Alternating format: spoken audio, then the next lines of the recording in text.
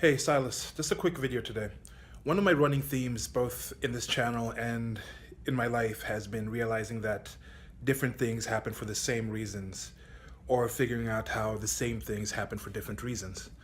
And even those two statements themselves kind of prove that point, as in those two things can kind of be said in different ways, and those different things kind of mean the same thing. Realization I think I added, that I'm going to add, I think, to be a running theme in this channel and also just in my observations of life, is that most of the problems seem to stem from people doing X because of how they define X and not necessarily because of what X is. I'll give a few examples of that.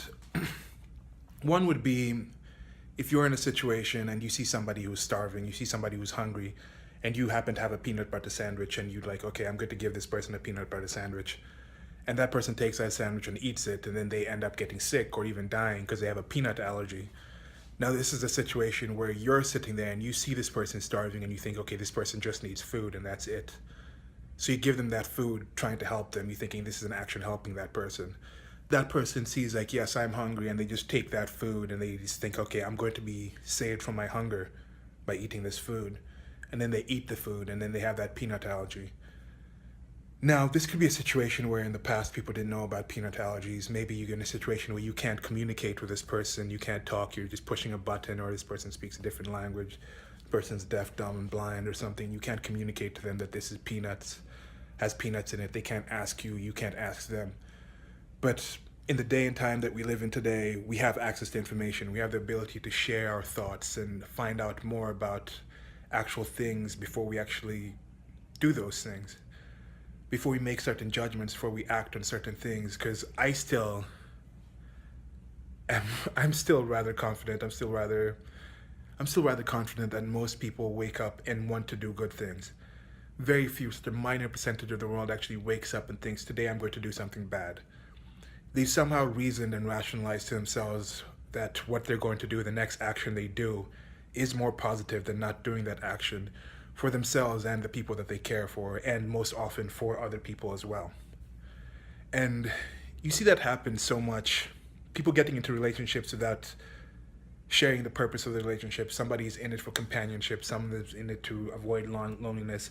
Some people are out there in relationships looking for, which I think the purpose of most relationships is for marriage and for reproduction. So you have a situation in society where people are coupling on a blueprint or participating in a relationship structure that was built for relationships, for reproduction, yet their main goal in it is not reproduction. So that's getting to a point where you have these mixed up people getting in this situation, saying relationships don't work, or they're unfair, or they put people in unhappy situation, when it's like, okay, your main focus isn't there. You know, if you want to swim and you go to the desert where there's no water, you will feel out of place. You'll be like, okay, the desert is against me doing this, but that's not the purpose. I mean, that's not even a good example, but that's not what you find in deserts. You use the right tools, you use the right systems, you use the right processes to get the things that you want to do. So in this day and time where we have this access to information and people are not actually using it, I think we haven't tapped what we can do with the internet, with communication, with the information that we have.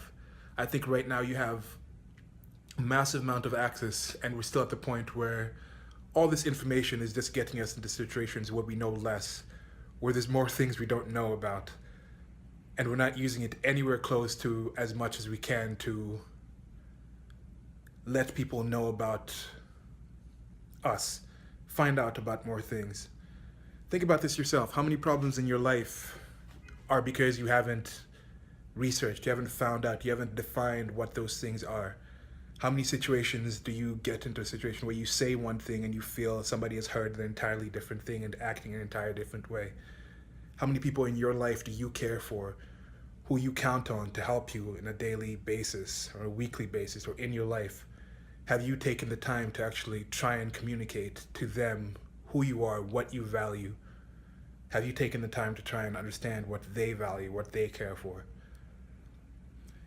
I think once you do this, you'll find that there's many situations where you think you're disappointed by someone, you're surprised by someone, you're like, oh my God, how can that happen? But if you have the right amount of information, I think your surprise gets reduced. You look back at things and like, oh, how come I didn't see that? What about me made me hide that?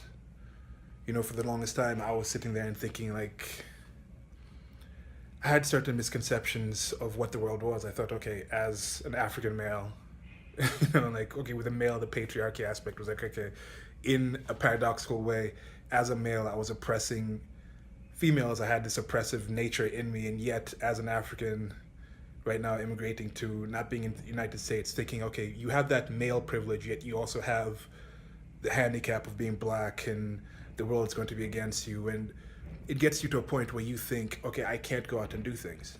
I can't try this. I can't do this. Nobody would want to listen to me. Nobody would want to hear me. No one would want to help me. And you get to a sort of choice where that problem of stagnation, that problem of depression, that problem of futility comes from not really understanding the way the world actually is, establishing if that really is an issue. Do I really have this privilege? Do I really have these handicaps? And even if they do exist, I'm not saying everybody has an equal footing. I don't even think that's a valuable thing. Even if possible, I don't think having equal footing across the board is a thing that can be done or wanted. But if you go out there and you actually establish the nature of your privileges, for lack of a better word, and the nature of your handicaps, for lack of a better word, since you have those things, once you establish where those boundaries are, you can see which privileges are deserved and how you can use them, and which handicaps are self-imposed and how you can avoid them. So that's just the video for today. I'm going to keep trying to improve my content here. Thanks for the people who have been commenting below and sharing their thoughts on this. I feel like I've improved a bit from my first videos, trying to get more of a core idea. I think I'm going to try to get the channel trailer up. It probably will be something to do with this problems in the world stem from people doing X by how they define what X is instead of what X is. And also the whole different things happen for the same reasons, same things happen for different reasons. But yeah, that's it for today. Might not have a video up tomorrow, depends. I'm going somewhere to do some recording for some more videos, but we'll see. If not, until the next video, like, share, and subscribe. Thanks again. Silas. Bye.